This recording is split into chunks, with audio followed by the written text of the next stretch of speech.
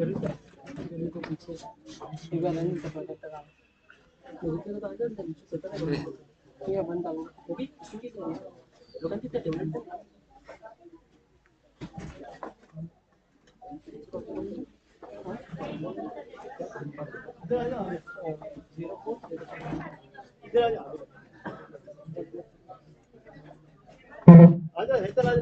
Hello hello hello hello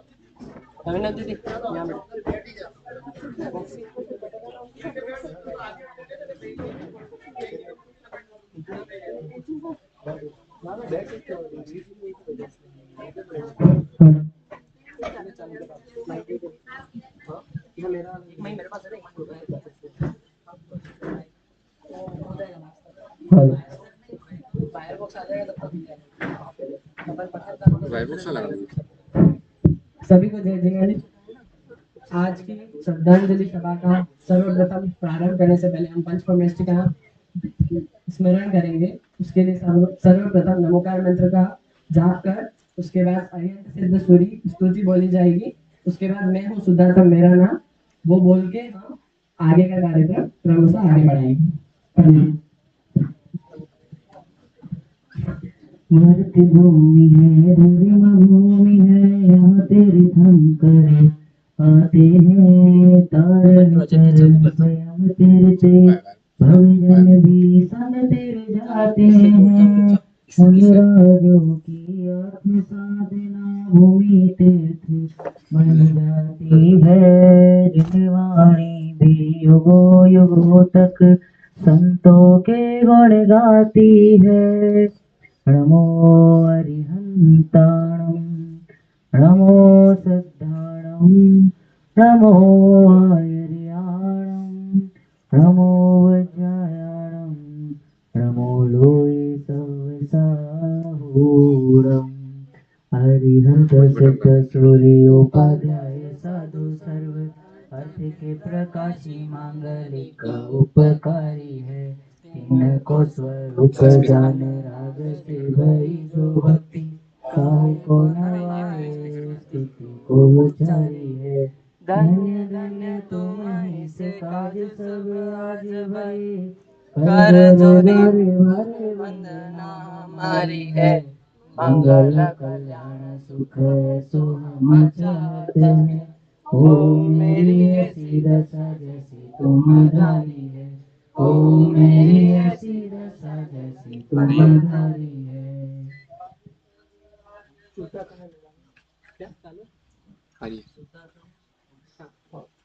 शुद्ध में मेरा नाम मुक्ति जानना मेरा काम, मुक्ति पूरी है मेरा नाम। मिलता जहाँ पूर्ण विश्राम, जहाँ भूख का नाम नहीं है, जहाँ प्यास का काम नहीं है, खांसी और जुकाम नहीं है, आदि व्याधि का नाम नहीं है। सत शिव सुंदर मेरा दाम, शुद्धात्म है मेरा नाम।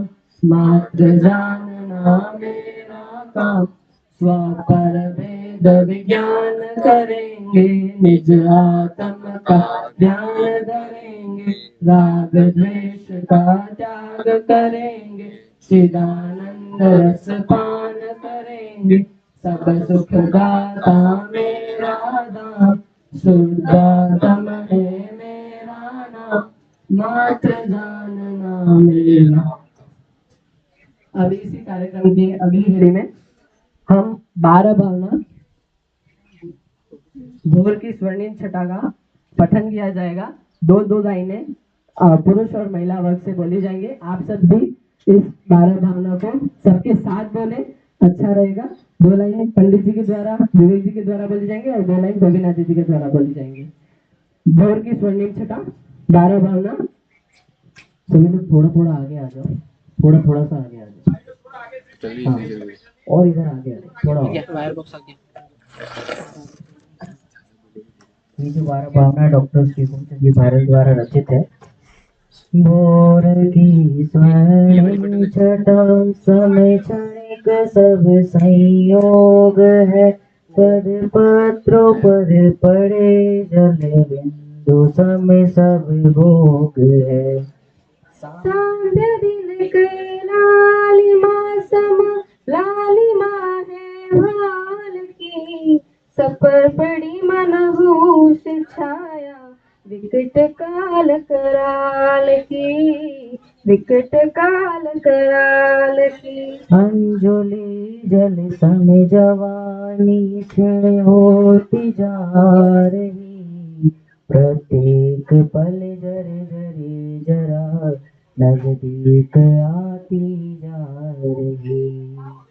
काल की काली घटा प्रत्येक क्षण मंडरा रही, किंतु पल पल विषय तृष्णा करुण होती जा रही, करुण होती जा रही। दुखमयी पर्याय क्षण भंगुर सदा कैसे रहे, अमर है ध्रुव आत्मा वह प्रत्येक को कैसे वरे।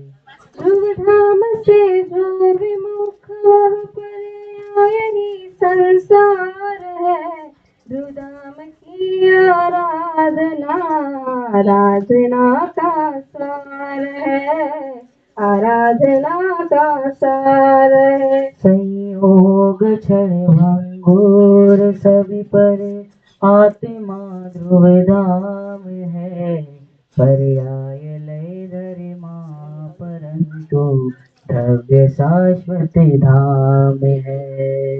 इस सत्य को पहचानना ही भावना का सार है, ध्रुव धाम की आराधना आराधना का सार है, आराधना का सार है। चिदमय हो नाव डगमग चल रही मझधार में, दुर्भाग्य से जो पड़ गई दुर्देव के अधिकार में। तब शरण होगा कौन जबना विकड़वा दे धार में, संयोग सब शरण शरण कोई नहीं संसार में, कोई नहीं संसार में। जिंदगी एक पल कभी कोई बढ़ा नहीं पाएगा, रस रसायन सुत सुबट कोई बचा नहीं पाएगा। सत्यार्थ है बस बात यह कुछ भी कहो व्यवहार में, जीवन मरण शरण शरण कोई नहीं संसार में, कोई नहीं संसार में। निज आत्मा निश्चय शरण व्यवहार से परमात्मा, जो खोजता पर की शरण वह आत्मा बहिरात्मा। ध्रुव धाम से जो विमुख वह पर्याय ही संसार है, ध्रुव धाम की आराधना आराधना का सार है, आराधना का सार है। संयोग है शरण बीज आत्मा ध्रुव धाम है पर्याय वेद रिमा परंतु द्रव्य शाश्वत धाम है। इस सत्य को पहचानना ही भावना का सार है। धाम की आराधना साधना का सार है। आराधना का सार है। दुखमय निरर्थक मलिन जो संपूर्णतः निशार है। जग जालमय गति चार में शरण ही संसार है। भ्रम रोग भ्रमण संसार का आधार है। संयोग जाति वृत्तियाँ ही वस्तुतः संसार है। वस्तुतः संसार है। संयोग हो अनुकूल फिर भी सुख नहीं संसार में। संयोग को संसार में सुख कहे बस व्यवहार में। दुख द्वंद है चिरतिया संयोग ही जग बंद है। निजात्मा बस एक ही आनंद का रस कंद है। आनंद का रस कंद है। मंथन करे दिन रात जले प्रत्यात आवे आ नहीं रज रेत पहले रात दिन पर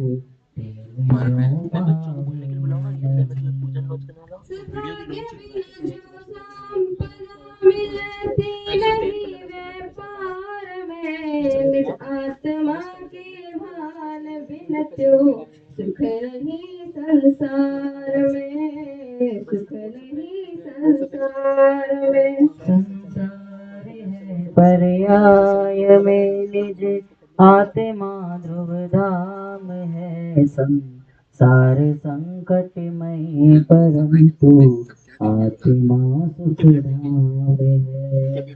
सुख धाम से जो मुख वह पर्याय ही संसार है।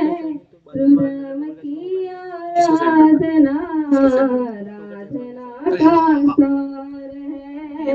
आराधना का सार है।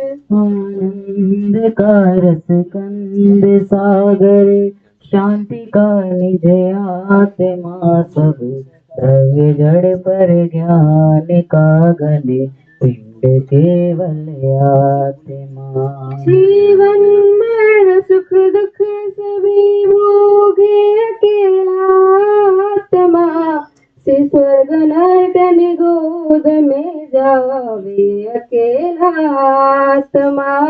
जावे अकेला आत्मा। इस सत्य से अनभिज्ञ ही रहते सदैव बहिरात्मा पहचानते निज तत्व जो की आत्मा। निज आत्मा को जानते निज में जमे जो आत्मा। वे विजन बन जाएंगे पर्याय में परमात्मा। पर्याय में परमात्मा। सत्यार्थ है बस बात यह कुछ भी कहो व्यवहार में। संयोग है सर्वत्र पर साथी नहीं संसार में। संयोग की आराधना संसार का आधार है। एकत्व की आराधना आराधना का सार है। आराधना का सार है। एकत्व ही शिव सत्य है। सौंदर्य है एकत्व में स्वाधीनता सुख शांति का वास है एकत्व में। एकत्व को पहचानना ही भावना का सार है। एकत्व की आराधना आराधना का सार सार है, आराधना का सार है। अभी सभी लोग मेरे साथ बोलेंगे, सबको याद है ऐसी 12 भावना। भवन में जीवर को सुखा कारकण को जीवर भर रेखा ब्रज सम ब्रज कृष्णा के पीछे मुझको न मिली सुख की रेखा। झूठे जग के सपने सारे, झूठी मन की सब आशाएं, तन जीवन यौवन स्थिर है, क्षण भंगुर पल में मुरझाए। सम्राट महाबल सेनानी उस क्षण को टाल सकेगा क्या। अशरण व्रत काया में हर्षित, निज जीवन डाल सकेगा क्या। संसार महादुख सागर के प्रभु दुखमय सुख आभासों में, मुझको न मिला सुख क्षण भर भी, कंचन का मेरा साधु में। मैं एकाकी एकात्व लिए सब ही आते। तन धन को साथी समझा था, पर ये भी छोड़ चले जाते। मेरे न हुए ये नैन से अति भिन्न खंड निराला हूँ। निज में पैसे अन्यत्व लिए, निज समरस पीने वाला हूँ। जिसके श्रृंगारों में मेरा यह महंगा जीवन भूल जाता।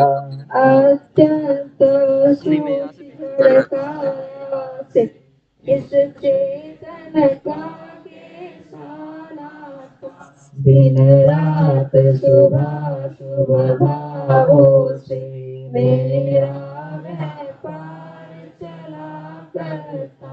मानस वाणी और काया से आश्रव का द्वार खुला रहता। शुभ और अशुभ की ज्वाला से झुलसाए मेरा अंतःस्थल। शीतल समकित किरणें फूटे, संबर से जागे अंतर्बन। सिर तप की शोध कवई जगे, कर्मों की कड़ियाँ टूट पड़े। सर्वांग निजातम प्रदेशों से अमृत के निर्जर फूट पड़े। हम छोड़ चले यहाँ लोक सभी, लोकांत विराजे क्षण में जाए। निज लोक हमारा वासा हो, शोकांत बने फिर हमको क्या। जागे मम दुर्लभ बोध प्रभु, दुर्नय तम सत्वर टल जाए। बस ज्ञाता दर्शन है जाओ, मद मात्सर मोह विनस जाए। सिर रक्षक धर्म हमारा हो धर्म हमारा सिर साथी। जग में न हमारा कोई था, हम भी न रहे जग के साथी। जग में न हमारा कोई था, हम भी न रहे जग के साथी।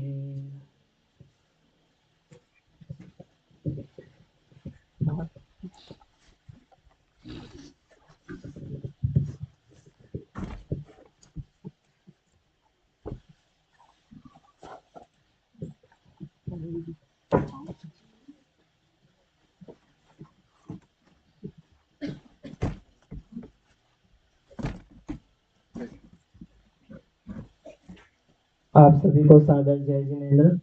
आज हम सभी पाठशाला के बालक यहाँ पर एकत्रित हुए हैं हमारे आदरणीय भैया जी को श्रद्धांजलि देने। और ऐसे तो कहने के लिए उनके बारे में बहुत सारी बातें हैं। मैंने खुद ने अपने जीवन में उनसे बहुत सारी चीजें सीखी। यहाँ पर उन्होंने पाठशाला में हमें दृढ़ता से कैसे जीवन जिए वो सिखाया। और जब हम उनकी शॉप पे उनको देखते थे कि उन्होंने उनकी पर्सनल लाइफ और जो धार्मिक लाइफ है उन दोनों का अच्छा कॉम्बिनेशन मेंटेन करके रखा था कि दोनों जगह वो दृढ़ रहते थे और कभी भी किसी भी चीज के कारण अपने जो जिनवाणी के जो कथन है उनसे कभी भी कॉम्प्रोमाइज नहीं करते थे। और वही बातें उन्होंने हमको भी हमेशा पाठशाला में सिखाई है। और आज हमारे साथ पाठशाला के सारे बालक और बालिकाएं भी हैं और मैं सभी को एक एक करके बुलाऊंगा और उनसे उनके अनुभव जानेंगे हम कि उन्होंने भैया जी से पाठशाला के दौरान और अपने जीवन में उन्होंने क्या चीजें सीखी भैया जी से और उससे उनको उनके जीवन में क्या हेल्प मिली, क्या मदद मिली और उससे उनका जीवन कैसे अच्छा हुआ। तो समय सीमा है इसलिए हर बालक को 2 मिनट का समय देंगे। और सबसे पहले हमारी सबसे छोटी बालिका जिसने भैया जी से पाठशाला पढ़ी है और उसका अच्छा एक्सपीरियंस भी रहा है भैया जी के साथ, तो दृष्टिया धर्मेंद्र जी भूटिया वो सबसे पहले आएंगी और अपना एक्सपीरियंस बताएंगी भैया जी के साथ उनका जो भी एक्सपीरियंस रहा है। सभी को जय जिनेन्द्र। रुको रुको सभी को जय जिनेन्द्र। मैं भैया जी के बारे में कुछ कहना चाहती हूँ। भैया जी बहुत ही अच्छे स्वभाव के थे। वो हम सबको बहुत प्रेम करते थे और हम सबको बहुत प्रेम से जैनी पढ़ाते थे। वह जैनी पढ़ाते थे इसलिए हम जैन धर्म के बारे में आज इतना जान सकते हैं। उन्होंने हमें अपने आत्मा का चिंतन करना सिखाया। भैया जी हमें हमेशा याद आएंगे। जय जिनेन्द्र।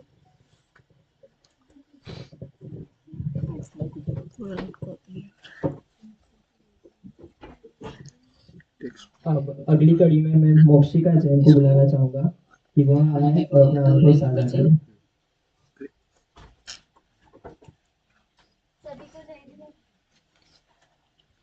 सभी को जय जिनेन्द्र। भैया जी बहुत सरल स्वभाव के थे और उनका जैन धर्म के प्रति लगाव मुझे बहुत प्रभावित करता था। उनकी दिनचर्या मुझे बहुत करती थी। जैसे उनका सुबह प्रातः उठकर चैतालय को समय देना, फिर हमें जैनी पाठशाला पढ़ाना और फिर रात को प्रवचन करना। और उनसे हमने बहुत कुछ सीखा जैसे कभी क्रोध न करना। हमें जीवन में कभी क्रोध नहीं करना चाहिए। हमें कभी झूठ नहीं बोलना चाहिए और प्रतिदिन मंदिर आना चाहिए। वो हमारे दिल में सदा अमर रहेंगे। धन्यवाद। बहुत ही अच्छी बात बोली मोक्षिका ने कि वो हमारे दिल में सदा अमर रहेंगे। एक बार जिस इंसान का देह परिवर्तन हो जाता है उसे वापस से हमारे बीच में लाना तो पॉसिबल नहीं है। ये हमारे कर्मों के थ्रू और हमारी विचारधारा के थ्रू हम उन्हें हमेशा जीवित रख सकते हैं। और ये बात बिल्कुल सत्य है कि भैया जी हमारे मन में हमेशा जीवित रहेंगे। जब भी हम कोई अच्छा कार्य करेंगे तो उसके पीछे भैया जी की दी हुई शिक्षाएं होंगी। अगली कड़ी में मैं गर्वित जैन सन ऑफ गणेश जी भूटिया को बुलाना चाहूंगा। वह आके अपना एक्सपीरियंस हम सबके साथ शेयर करेंगे। आप सभी को सादर जय जिनेन्द्र। जैसे कि आपको पता ही होगा कि कुछ दिन पहले हमारे प्रिय भैया जी हमारे बीच में नहीं रहे। भैया जी बहुत अच्छे थे। उन्होंने हमें कितनी चीजें सिखाई थी। बचपन से लगाकर अभी तक हमें जो कुछ धर्म के बारे में बताया वो उन्हीं ने बताया और हमें हमेशा हर चीज में साथ देते थे। हम कभी भी जैनी में बातें करते कुछ भी करते पर हमने उनके चेहरे पे कभी क्रोध नहीं देखा। इस बात से हमें यही सीखने मिलता है कि हमें जीवन में कभी क्रोध नहीं करना चाहिए। और जब भी वे कोई भी भजन गाते या सुनाते थे तब उनका उत्साह देखकर हमें भी जोश आ जाता था। धन्यवाद। मैं भैया जी को भावपूर्ण श्रद्धांजलि अर्पित करता हूँ। बहुत अच्छा गर्वित ने बहुत ही अच्छा अनुभव साझा किया। और वो जब भी स्तुति गाते थे तो उन्हें देखकर हमें जोश अवश्य आता था। महावीर जयंती के वो पल अभी भी हमें याद है जब भैया जी बोलते थे जयकारा महावीर का, जय जय महावीर, और सारे जयकारे लगवाते थे। तो वो हमेशा हमें याद आएगी बातें। अब कार्यक्रम की अगली कड़ी में मैं बुलाना चाहूंगा भव्य जैन सन ऑफ प्रकाश जी टोलिया। वह आए तो अपना अनुभव साझा करें। सभी को सादर जय जिनेन्द्र। और भैया जी को भावपूर्ण श्रद्धांजलि। भैया जी रेगुलरली हमारी पाठशाला सुबह प्रतिदिन संडे को लिया करते थे, और उन्होंने कभी भी मतलब ऐसा पूरी कोशिश करते थे कि हमारी पाठशाला एक भी दिन मिस ना हो, और हम ऐसी कोई सिचुएशन ना आ जाए तब तक वो कभी भी हमारी पाठशाला को छुट्टी नहीं देते थे। आज हमें जितना भी जिन धर्म का ज्ञान है वो सिर्फ भैया जी की वजह से, और शायद अगर आज वो हमारे बीच होते तो आज भी शायद हम पाठशाला में पढ़ रहे होते। तो इसके लिए तो मैं भैया जी को सबसे पहले बहुत धन्यवाद कहना चाहता हूँ। और ऐसे तो भैया जी ने हमें पाठशाला में बहुत सी शिक्षाएं दी, लेकिन जो एक बात मैंने उनसे सीखी है वो है कि अगर कभी भी हमारे ऊपर ऐसी कोई प्रॉब्लम की सिचुएशन आ जाए या कोई संकट की परिस्थिति आ जाए, तो हमें मतलब जिन धर्म का जो उन्होंने मार्ग सिखाया है वो कभी नहीं छोड़ना चाहिए। अगर हम ऐसी परिस्थिति में भी जिन धर्म को अपनाएंगे तो हमारी जो प्रॉब्लम बहुत हद तक सॉल्व हो जाएगी। तो ये बात है जो भैया जी से मैंने सीखी है, और इस बात को आप भी जरूर फॉलो करें। थैंक यू, धन्यवाद। बहुत बढ़िया। अब कार्यक्रम की अगली कड़ी में मैं निशांक जैन को बुलाना चाहूँगा, वो आए। और सबसे पहले उन्होंने भैया जी के लिए अपने हाथ से एक स्केच बनाया है खुद में, और बहुत ही अच्छा। और ये स्केच जीनू भैया सबसे पहले सबको जय जय। जेनी जेनी स्टार्ट होने से पहले मैंने मम्मी ने मेरे को बोला था कि कल से बेटा तेरे को जेनी जाना। मैंने मम्मी से पूछा, मेरे को जेनी का मतलब भी नहीं पता था, और आज मुझे जैन धर्म के बारे में बहुत कुछ पता है। ये जो डिफरेंस क्रिएट है ऐसी भैया जी की वजह से ही हुआ है। जैन धर्म के बारे में आज मुझे जितना भी पता है सब सिर्फ और सिर्फ भैया जी की वजह से हुआ है। और भैया जी को हम मतलब जो रियल नाम है वो कम जानते हैं, और असली भैया जी करते हैं। क्यों करते हैं? क्योंकि भैया जी के नाम के पीछे एक लव छुपा है, इमोशन छुपा है। आज जितने भी गांव के लोग हैं सब भैया जी को मतलब उनके असली नाम से नहीं बुलाते, भैया जी नाम से बुलाते। क्यों? क्योंकि एक इमोशन छुपा है, एक नाम लव छुपा है। अगर मैं इन छोटे बच्चे से पूछूंगा कि ब्रजलाल जी सल्या कौन है, तो वो नहीं बता पाएंगे। अगर मैं पूछूंगा भैया जी कौन है, तो उनका हाथ फट से खड़ा होगा और बोलेंगे कि ये हमारे भैया जी जो हमें जैनी पढ़ाया करते थे। और भैया जी हमें हमेशा एक बात कहते थे, 3 लाइन थी, मैं जैन, मैं जीव हूँ, मुझ में ज्ञान है और मैं ज्ञान से जानता हूँ। और कल बैठ के मैंने भैया जी के लिए एक अच्छा सा स्केच बनाया, और ये हम जैनी में रखेंगे भैया जी का याद के लिए। धन्यवाद। बहुत बढ़िया। निशान ने बहुत ही अच्छी बात कही कि भैया जी को हम भैया जी इसलिए बुलाते थे क्योंकि उसके साथ एक इमोशन जुड़ा हुआ था उस वर्ड के साथ, कि भैया जी बोलते ही सारे बच्चों को वो बात ध्यान आ जाती थी, हाँ हमारे जैनी पाठशाला के गुरु जी। और मैं जब यहाँ पर टोकर में आया था पहले, तो मेरा भी धीरे धीरे वही इमोशन भैया जी से जुड़ गया। जब मैं दिल्ली गया तब भी भैया जी, मैं बहुत ज्यादा नर्वस हो गया था कि सारी व्यवस्थाएं कैसे होंगी, हम जैन धर्म कैसे फॉलो कर सकते हैं, जब बाहर जाएंगे तो आलू प्याज खाना ही पड़ेगा। नहीं, भैया जी ने बहुत ही शांतिपूर्वक मुझे दुकान पे बुला के समझाया कि जब हमारे अंदर दृढ़ संकल्प होता है तो व्यवस्थाएं अपने आप बन जाती है। और ये बात सत्य भी साबित हुई। मैं जब दिल्ली गया तो सारी व्यवस्थाएं अपने आप ही बन गई, और जैन धर्म के सारे नियम जो फॉलो करने थे वो अपने आप ही फॉलो हो गए। तो भैया जी से दृढ़ता की जो बात थी वो हम सबने बहुत अच्छे से सीखी है। और कार्यक्रम की अगली कड़ी में मैं दिव्यांश को बुलाना चाहूंगा, वह आए और बताए कि भैया जी के साथ उसका कैसा एक्सपीरियंस रहा। सभी को सादर जय जिनेंद्र। मैं आज तक भैया जी को जितना जानता हूँ और जितना जानूंगा उस हिसाब से भैया जी मुझे बहुत अनुशासनीय लगे। उनमें अनुशासन था बहुत ज्यादा। बोलो। बहुत ज्यादा अनुशासन से रहते थे, और वो उनके इस अनुशासन से मुझे बहुत प्रेरणा मिलती थी। धन्यवाद। बहुत बढ़िया। अनुशासन भैया जी के अंदर बहुत था। हमेशा हम उन्हें सुबह देखते थे कि कितनी परिस्थिति खराब हो, कितना भी मौसम खराब हो, कितना भी वो बीमार हो जाए, कुछ भी हो जाए, लेकिन वो चैत्यालय में पूजन करने के लिए जो उनका नियमित समय था उसी समय पर जाते थे। हमारी पाठशाला 9 बजे लेनी है, मतलब 9 बजे ही लेंगे, और हमेशा हमें पाठशाला पढ़ाते थे संडे को। तो ये अनुशासन तो हमने भैया जी से बहुत सीखा ही है, और बाकी सारे गुण भी हमने सब भैया जी से ही सीखे हैं कि जीवन में एक आदर्श जीवन कैसे जिया जाता है।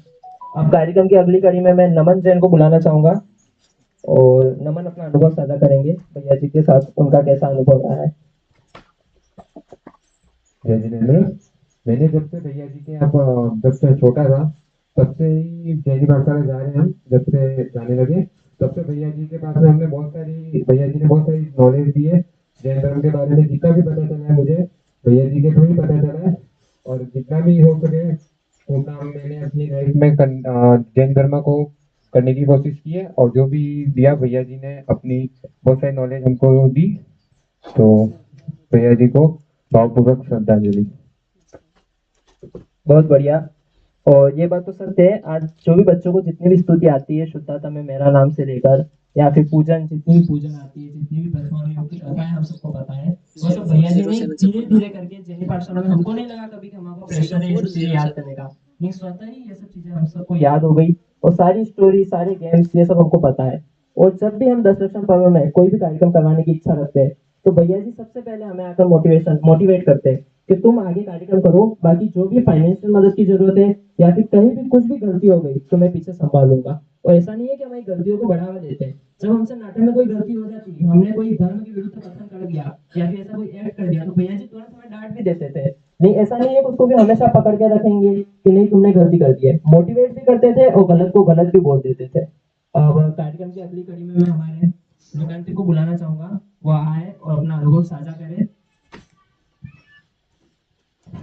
सभी को जय जय। मैं मेरे जीवन में जब से चौराहे पे दुकान पे आता था, तब पापा ने मेरे को बोला कि बेटा भैया जी के यहाँ पाठशाला पे जाना है। मेरे बड़े भाई के साथ में मैं पाठशाला के लिए जाता था। उस टाइम बहुत छोटा था, तब मेरे को ABCD भी लिखने नहीं आती थी। बस इतना पता था कि हाँ भैया जी, मैं ये सोचता था कि भैया जी कौन है, भैया जी मेरे बड़े भाई जैसे होंगे। पर जब पहली बार मैं पाठशाला गया, हमारे पहले पाठशाला नोरे के अंदर ऊपर जो हॉल है वहां पर चलती थी। जब हमारे बड़े बड़े जो भाई बहन है वो भी वहाँ पढ़ते थे, तब मुझे वहाँ देख के लगता था कि भैया जी क्या करा रहे हैं। और एक स्तुति थी, बहुत मुझे अच्छी लगती थी, और वो सब बच्चे एक साथ बोलते थे, वो आज भी मुझे याद है, अनादि निधन वस्तु है वाली।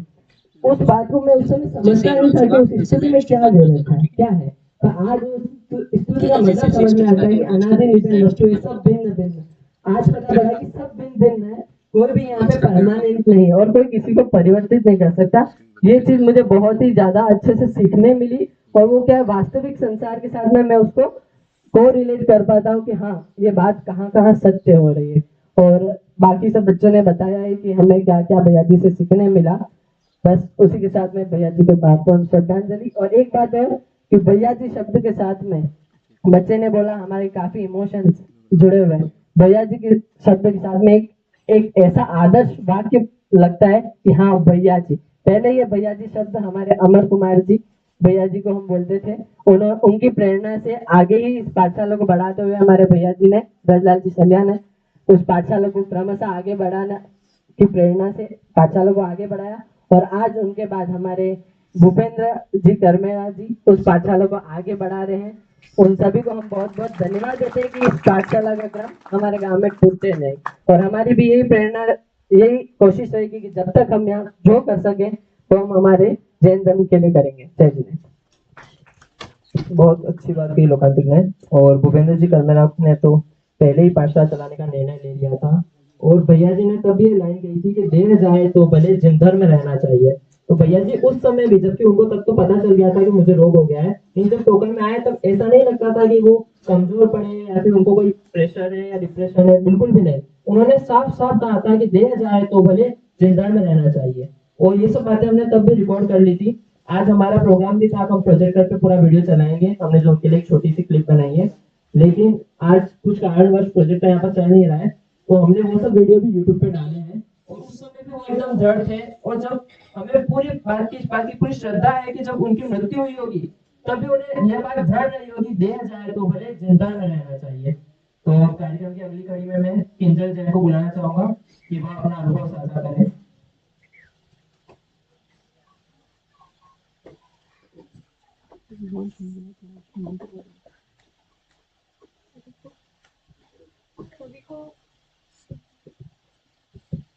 सभी को जय जिनेन्द्र। पहले तो हमारे आदरणीय भैया जी को मैं भावपूर्ण श्रद्धांजलि अर्पित करना चाहूंगी। माइक ऊपर, हाँ बोल बोल। ज्ञान विचार किया प्रचार दिए भैया जी ने हमें जैन धर्म के दिव्य संस्कार।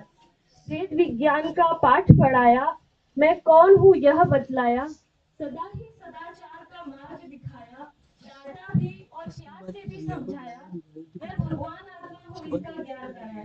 जय जिनेन्द्र। आप आगे के कार्यक्रम के लिए मेरे जी अब कार्यक्रम की अंतिम कड़ी में मैं रिया जैन को बुलाना चाहूंगा कि वह आए। और भैया जी के साथ उनका जो भी अनुभव रहा है वो साझा करें। सभी को मेरा सादर जय जिनेंद्र। अपने जीवन में मैंने भैया जी की ये सीख सीखी है कि मैं अगर लाइफ में कभी भी कहीं स्टक हो जाऊं तो मैं हमेशा नमोकार मंत्र का जाप करती रहूंगी। उससे ये उसमें मुझे मेरे आत्मा में चिंतन करने की शक्ति मिलती है और मुझे शांति मिलती है नमोकार मंत्र महामंत्र के जाप करने से। और भैया जी से मैंने ये भी सीखा है कि आप जहाँ की दुनिया के किसी भी कोने में चले जाओ, कितनी अच्छी पढ़ाई क्यों ना कर लो, पर अपने जिन धर्म के संस्कार हमें कभी भी नहीं छोड़ना है। ये बात मैं उनकी हमेशा ध्यान रखूंगी। मैं आज भी बाहर पढ़ती हूँ, पर फिर भी जिन धर्म के जितने भी रूल्स मुझसे फॉलो होते हैं मैं उसे फॉलो भी करती हूँ। और मेरे मन में उनके लिए यही श्रद्धांजलि रहेगी कि मैं हमेशा उनके जिन धर्म के संस्कारों का पालन करूंगी। Thank you. बहुत बढ़िया। अब मैं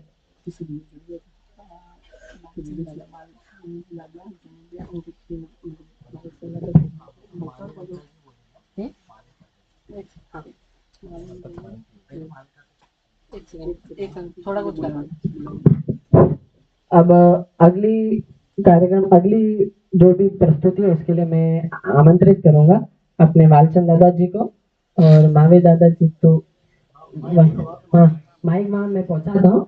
और विवेक भैया और जीनू भैया 2 मिनट के लिए आप मंच पे आए। छोटा सा हमने भैया जी के लिए श्रद्धांजलि का वीडियो, मतलब हमारी जो भी भावनाएं थी उसको एक वीडियो का प्रारूप देने की कोशिश की है। और एक हमने पूजन है देवशास्त्र गुरु पूजन प्रथम देव अरियंत, उसको स्वरबद्ध किया है। तो ये दोनों वीडियो अब भैया जी को ही डेडिकेटेड है। तो अगर जिनू भैया या फिर विवेक भैया कोई भी स्टेज पे आए उसको लॉन्च करें, वालसन जी दादाजी साहब, तो हमें आकर उनके हाथों से इसको उसकी लिंक को यूट्यूब पे शेयर कर दें, जिससे हमारी बाल मावी मंडल टोकर की ओर से श्रद्धांजलि के स्वरूप स्मृति के लिए हम हमारे चैनल पर हमेशा के लिए उसको साझा करना चाहते हैं। मंच पे पधारें। सभी बच्चे खड़े हो गए, आप सब बैठे हैं।